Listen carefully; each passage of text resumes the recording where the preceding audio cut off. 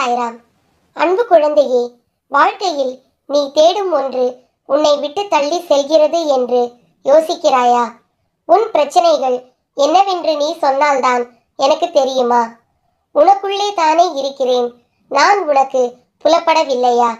என்னை நீ மறந்துவிட்டாய் என்றும் உதாசீனப்படுத்திவிட்டாய் என்றும் நான் கூறவில்லை. அவ்வாறு செய்யவும் மாட்டாய். ஆனால் என்னிடம் பேசும்போது நடந்து முடிந்த கஷ்டத்தை பற்றிய புலம்பல் மட்டுமே கூறுகிறாயே.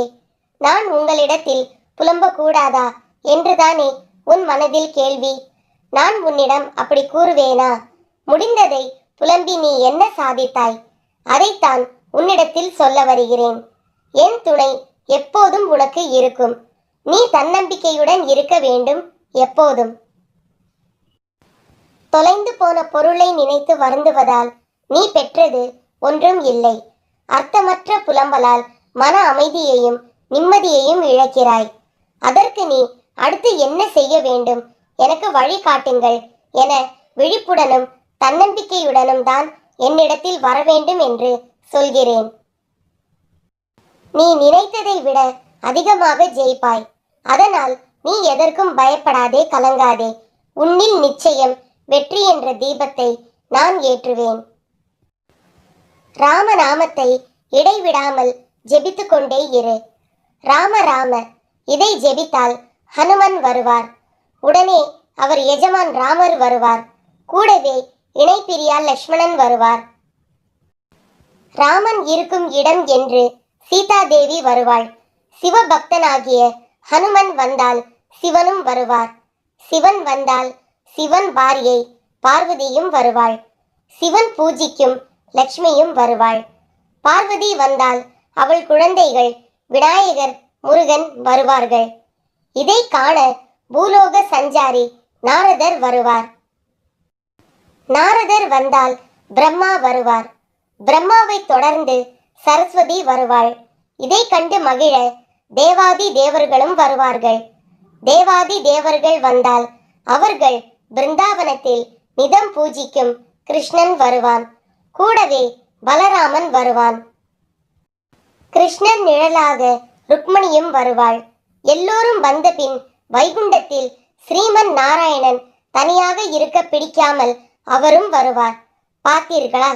இதுதான் ராமநாமத்தின் மகிமை. ஆகையால் எல்லோரும் ராம ராம என்று ஜெபியுங்கள். கடவுள் இருக்கிறாரா இல்லையா? கடவுள் இருக்கிறார் என்றால் அவர் எங்கே இருக்கிறார் தெரிந்து கொள்வோமா? 15 இராணுவ வீரர்கள் மற்றும் அக்குழுவின் மேஜரும் ஹிமாலயாவில் 3 மாத காலம் பணிபுரிய சென்று கொண்டிருந்தார்கள். மிகவும் குளிர்ந்த சீதோஷ்ண நிலையும் இடையிடையே பனிமழையும் அவர்கள் மலை ஏறுவதை மிகவும் கடினப்படுத்தியது.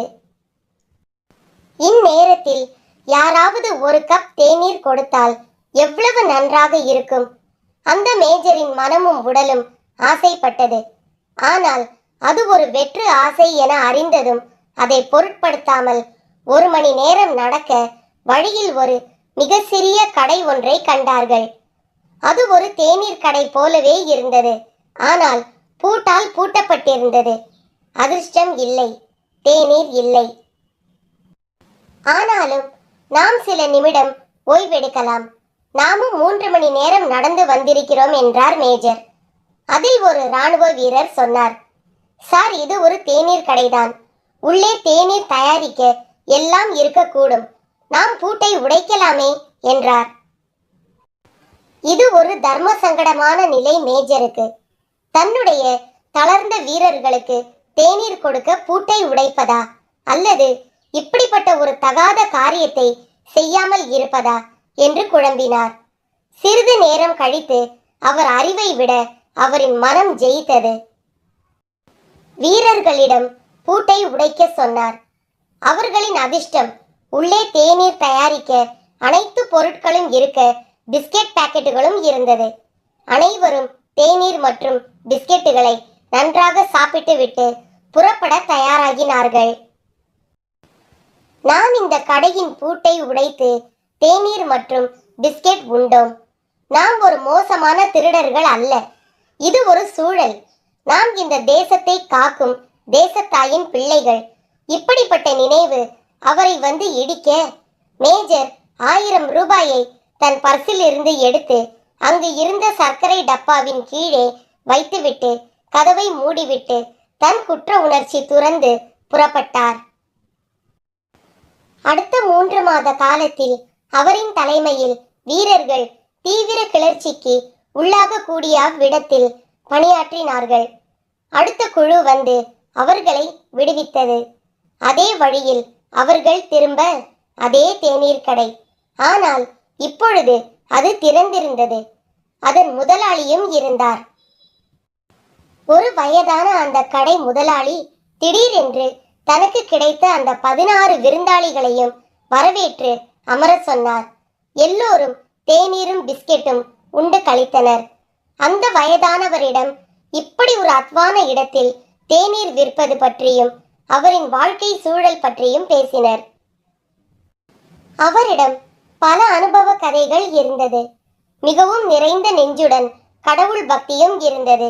ஒரு வீரர் கேட்டார், தாத்தா, கடவுள் இருக்கிறார் என்பது உண்மை எனில் அவர் எதற்கு உங்களை இப்படி இங்கே இவ்வளவு வறுமையுடன் வைத்திருக்க வேண்டும் என்று?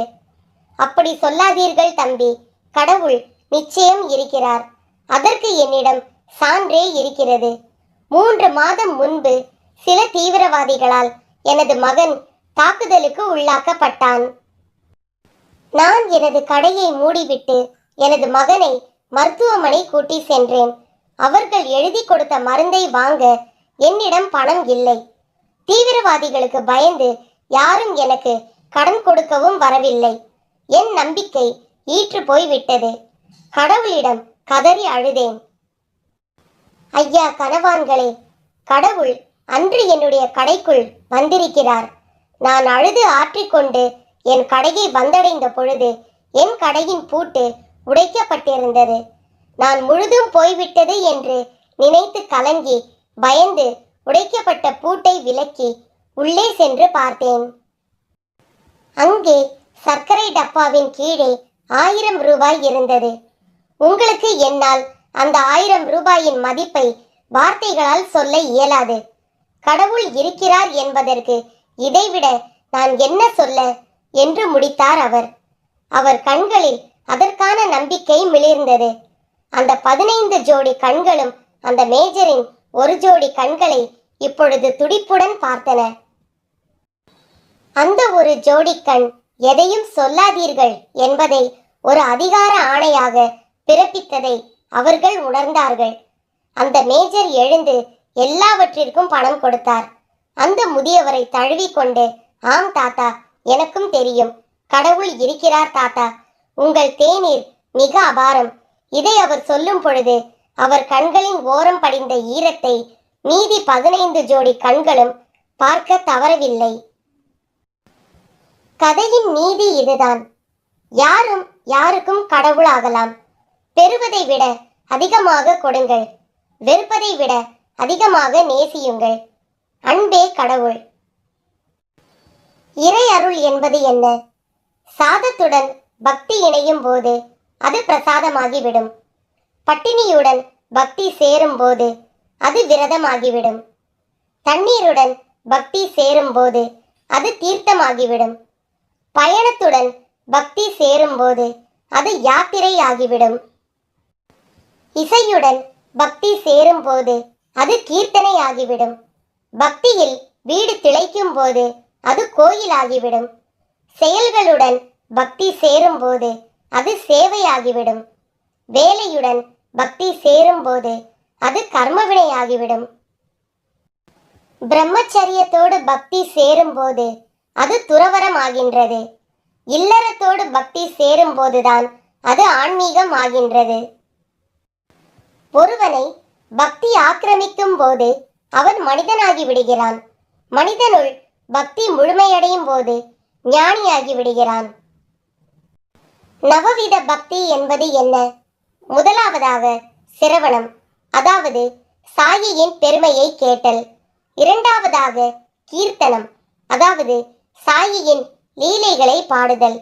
மூன்றாவதாக ஸ்மரணம், சாயியை நினைத்தல்.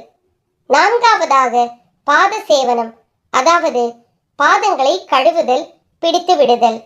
ஐந்தாவதாக அர்ச்சனம், அதாவது மலர்களால் அர்ச்சனை செய்து பூஜித்தல். ஆறாவதாக வந்தனம், அதாவது பணிதல், நமஸ்காரம் செய்தல், வணங்குதல்.